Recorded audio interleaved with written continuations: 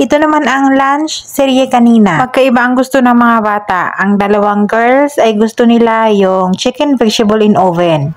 Una kong ginawa dyan ay nagmarinate ako ng dalawang chicken breast na merong pang buto-buto. Naglagay ako ng garlic, fresh garlic, olive oil, asin, paminta. Naglagay ako ng tomato paste at konting-konting barbecue sauce. Imamassage natin mabuti yan until mag-coat lahat ng mga ingredients na pinaglalagay natin. Tapos ipapa-rest natin yan ng mga konting oras. Or kung overnight, mas masarap. Sa parte ng chicken, yan lang yung kinakain nila na parte, yung bandang breast. Habang nagmamarinate tayo dyan, naghanda tayo ng mga gulay. Yung gulay na pinaglalagay ko, carrots, kusa or zucchini, naglagay ako ng pumpkin at potato. Isa-isa lang dahil kunti lang naman, small pyrex lang yung lulutuan ko. Pyrex, inarrange ko yung onion, marinated chicken at yung mga gulay na pinaghanda natin. Siniparate ko yung zucchini dahil mamaya pa natin ilagay pag malapit ng mauluto. For the sauce, gumamit ako ng broth cubes, tomato paste, asin at black pepper. Naglagay ako ng mixed spices at water. Yung water dyan, depende yan sa gusto ng mga alaga. Dito kasi ay gusto nila yung masabaw-sabaw. Pag okay na yung lasa ng ating sabaw, ay pwede natin ilagay doon sa Pyrex. Kinabiran ko yan ng aluminum foil and then binake ko yan ng 400 Fahrenheit ng mga 30 minutes. At ang dalawang boys na alaga, ayaw nila yung food na yon, kaya nagpagawa si Amo ng creamy fettuccine. So, nagpakulo na ako ng fettuccine pasta.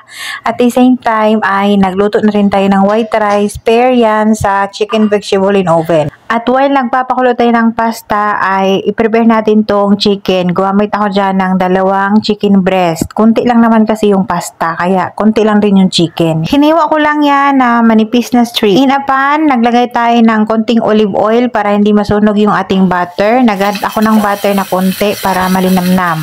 And then, nagsaute tayo ng fresh garlic. Then, nilagay na natin yung ating chicken na hiniwa kanina. Lutuin lang natin yan until mag-change yung color ng chicken. Sa pangpalasa, paminta, konting asin, naglagay ako ng mixed spices at naglagay ako ng basil leaves and konting oregano.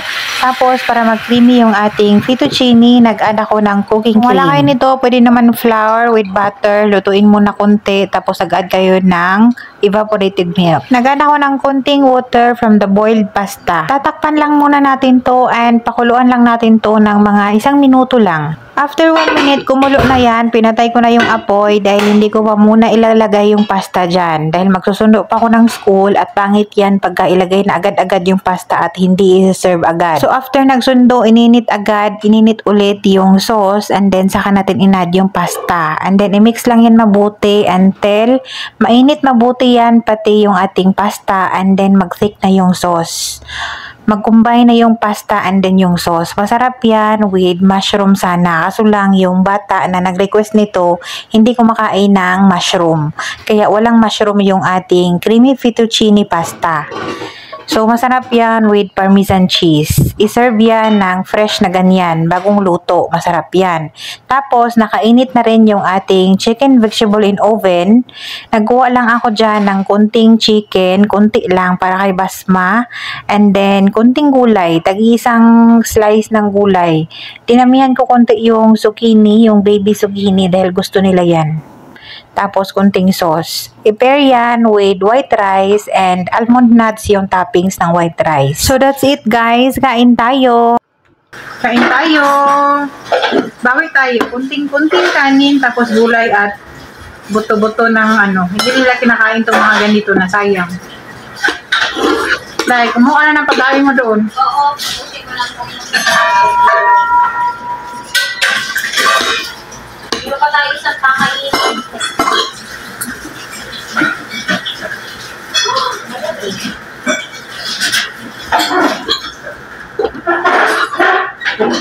Alam pa tayong naghahanap nyo. Yes. Ayun na tayo mag-ulit.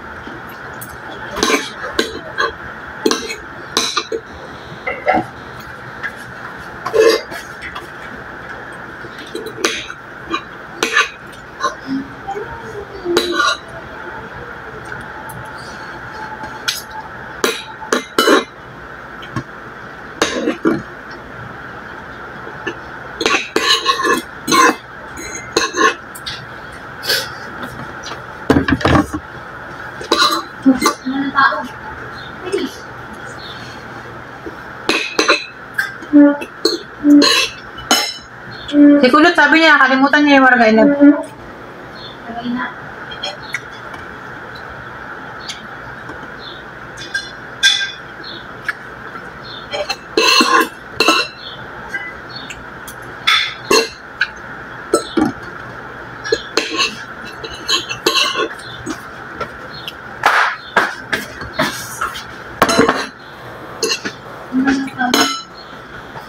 Hmm?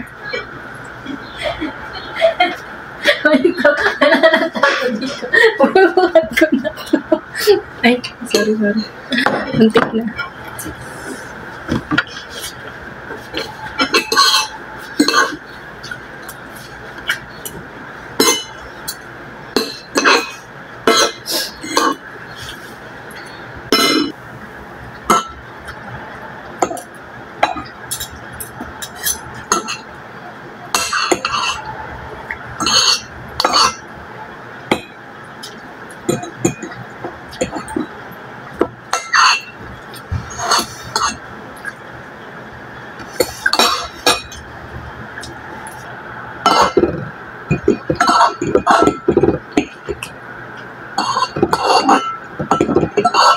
Uy, mamaya kakain na naman ako nito dun sa ano. Soup drinks pa nga.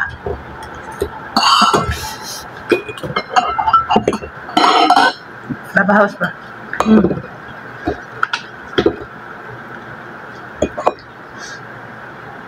Kumakapit tayo sa zero na ano eh. Ganun pa rin din naman. Yan ang ginagamit ko ng sugar dun kasi. Siyempre, like mga stevia, mga preservative na ano.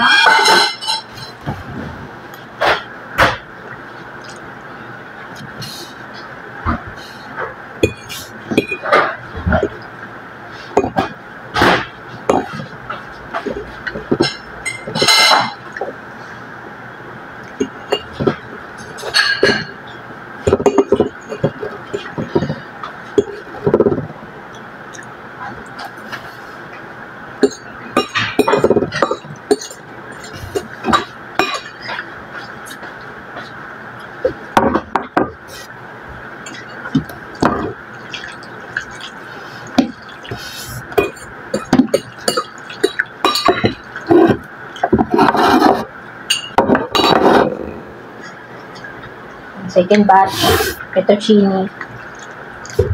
Creamy masyado, no? Kaya kaya sabi ko sa'yo, sarap ng lapang.